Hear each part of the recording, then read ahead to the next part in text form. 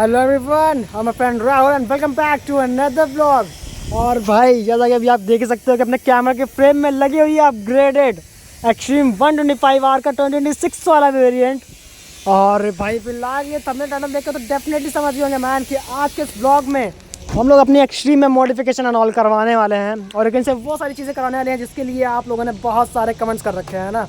तो देख लो भाई, फिलहाल ये दिखाया तो आपकी अपनी गाड़ी चली कितनी है ओडोमीटर में। देख लो 2780 किलोमीटर अपनी बाइक में डन हो चुके हैं। और जहाँ बहुत से लोगों ने अपने ये बाइक ली भी नहीं है और किसी एरिया में बाइक आई भी नहीं है नई वाली, वहाँ पे हम लोगों ने इसके 3000 किलोमीटर्स ऑलमोस्ट कंप्लीट कर दिए हैं। और 3500 पे इसकी सेकंड सर्विस होने वाली है। सेकंड से पहले बहुत कुछ मैंने दिखाया है, अपने चैनल पे जाके चेकआउट करो, सब कुछ दिख जाएगा आपको। क्योंकि अपनी बाइक में ना सर्विस के साथ साथ में और भी पार्ट्स मैंने चेंज करा रखे हैं। लाइक इसकी जो फ्रंट वाली डिस्क है वो चेंज हो चुकी है।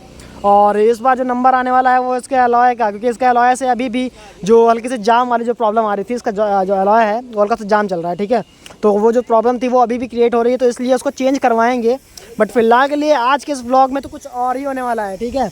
और तो मेरा मतलब ये है कि भाई इसकी जो टेल है उसको हम लोग एकदम ही रिमूव करने वाले हैं। It's gonna be a tale tidy man, ठीक है। तो फिलहाल यहाँ पे इस वाली टेल को, जो लंबी टेल आपको दिख रही है यहाँ से यहाँ तक, इसको हटा के हम लोग आने वाले हैं इसमें टेल टाइडी, जो कि प्रॉपर किसी और बाइक के लिए नहीं, प्रॉपर एक्सट्रीम के लिए ही आती है। जिसमें कि आपकी ये जो लाइट्स हैं, ये इंडिकेटर्स हैं, ये सारी के सारी अटैच रहेंगी और फुल्ली वर्किंग रहेगी, ठीक है।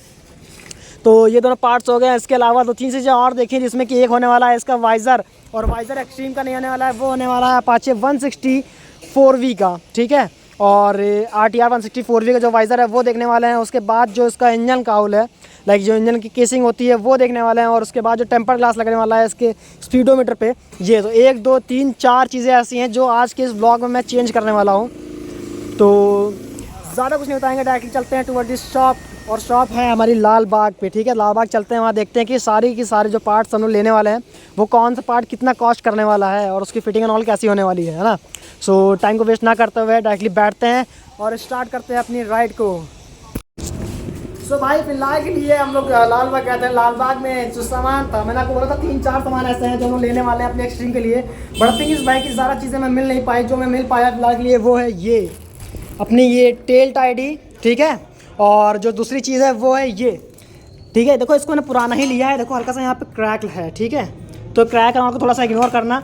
बाकी जो इसका लुक्स एंड ऑल है वो बहुत ज़्यादा निखर के आएंगे, क्योंकि जो गाड़ी है भाई RTR मेरे पास पहले से खड़ी थी, तो मैंने सोचा कि उसका निकाल लेते। तो ये RTR 160 2V का है और ये अभी अपनी एक्सट्रीम में फिट होने वाला है। तो ये दोनों चीज़ें फिलहाल हम लोग फिट करवाने वाले हैं अपनी एक्सट्रीम में।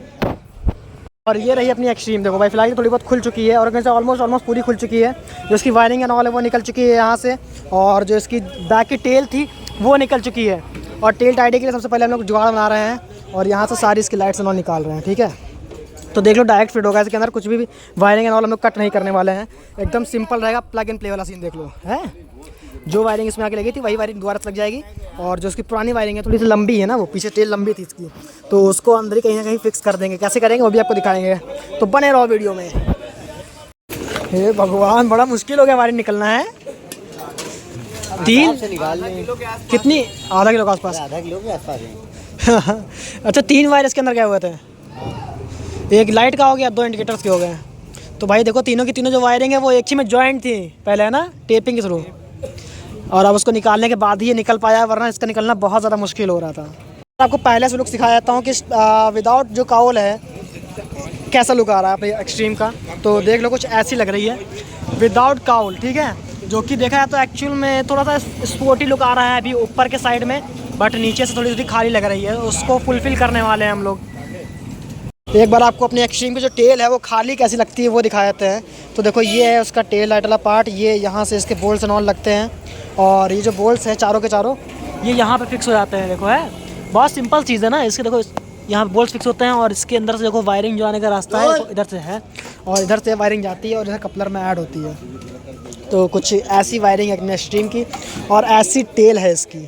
तो भाई अपना जो इंजन गार्ड एंड ऑल है वो यहाँ पे आ चुका है, और आई थिंक मुझे हम लोगों को इसको हटाना पड़ेगा, इस वाली केसिंग को हटाना पड़ेगा। उसके बाद ही ये वाला जो केस है वो फिट होगा।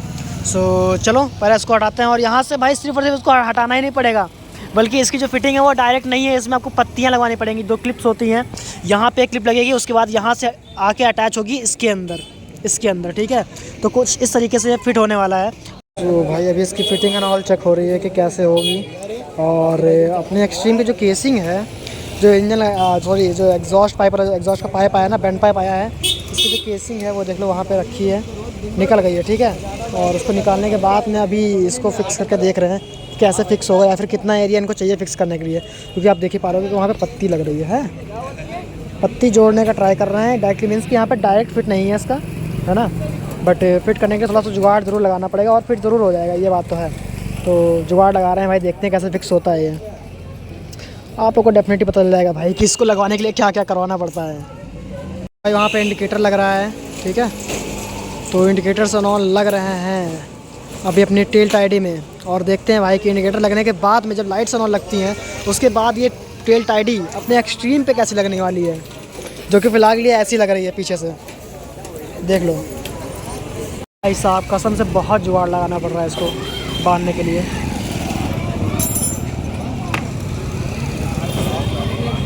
इसको कट तो नहीं करना पड़ेगा यार, तब तो ठीक है, क्योंकि ये चीज़ यहाँ लग रही है ना इस पर, देख लो भाई। तो एक साइड वो पत्ती है फिटिंग के लिए, और इस साइड से आपको अच्छे सिखाता हूँ कैसी पत्ती है ये देखो भाई, कुछ इस तरीके से फिक्स हो रहा है, ठीक है। तो यहाँ पे लगा हुआ है और इसकी पत्ती इतनी बड़ी सी पत्ती लगी है जिसके थ्रू ये यहाँ से यहाँ कनेक्टेड है, और उस साइड भी सेम लोगों ने किया है, ठीक है। एक बार प्रॉपर फिक्स हो जाता है देन आपको दिखाते हैं कि कैसे लुक्स आ रहे हैं और क्या क्या चीज़ें लगी हैं इसकी फिटिंग करने में। हाँ भाई ये सही है, हाँ 3 बार लगे हैं। और यहाँ पे देखो अपना काम हो रहा है इसका इंजन गार्ड का। तो देखते हैं दोनों चीज़ लगने के बाद कैसे लगती हैं।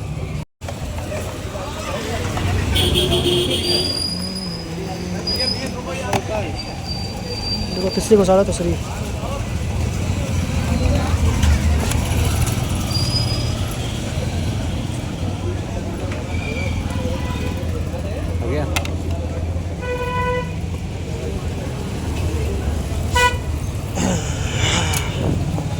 हाँ फिट बैठ रही है, सही तो लग रहा है ऐसे।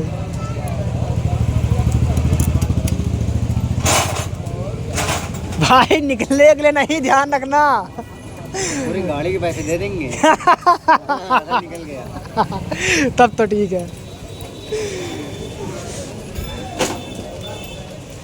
गारंटी बेस्ड काम हो रहा है यहाँ पे, गारंटी वारंटी है, निकलेगा तो गाड़ी पैसा दे देंगे, टेल के नहीं। तो देख लो वहाँ पे टेल का काम हो रहा है और यहाँ पे हो रहा है अपना इंजन का। इसको फिट करने में एक्चुअली बहुत ज़्यादा परेशानी हो रही है, बहुत देर से फिट हो रहा है ये। सो भाई फिलहाल के लिए अपनी जो केसिंग वाल है और किसी इंजन गार्ड है वो लग चुका है अपने एक्सट्रीम में। और अभी आप देख सकते हो कि इससे देखा है तो ग्राउंड जो क्लियरेंस है, ग्राउंड क्लियरेंस बहुत ज़्यादा कम हो गया है। आप देख सकते हो कि मुश्किल से एक बित्ता भी यहाँ पे नहीं बच रहा है, देख लो, ठीक है। तो इसकी वजह से ये रहेगा कि भाई जब भी गाड़ी पिलियन के साथ में रहेगी या तो ज़्यादा वेट का बंदा रहेगा इसके ऊपर, तो ये ब्रेकर पर टच होने के चांसेस बहुत ज़्यादा हाई रहेंगे।